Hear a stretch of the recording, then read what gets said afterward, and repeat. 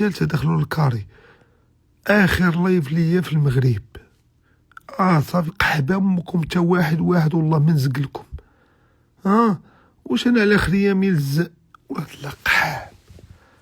ولاد القحاب اش داروا ليا ويا زبي اش داروا ليا. دخلوني للحبس المره الاولى والثانيه والثالثه يا زبي.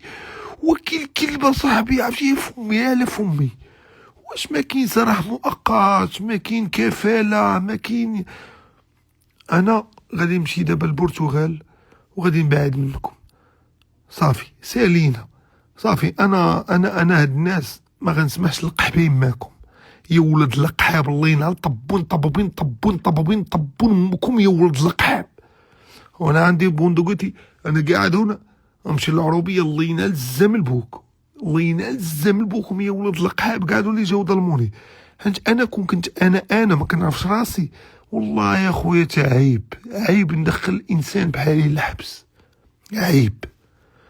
عيب صرفوها غير نتوما صاحبي. واحد الانسان اللي يدير جمعيه ما كياخذ لا من عند الدوله لا والو. والله ينعر يا ولد القحاب. انا غنقطع، انا نسد طبون مول الانستغرام اليوم.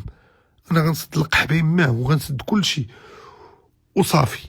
عطيوني ورقيه خليني نمشي للبرتغال. انا باغي نمشي للبرتغال.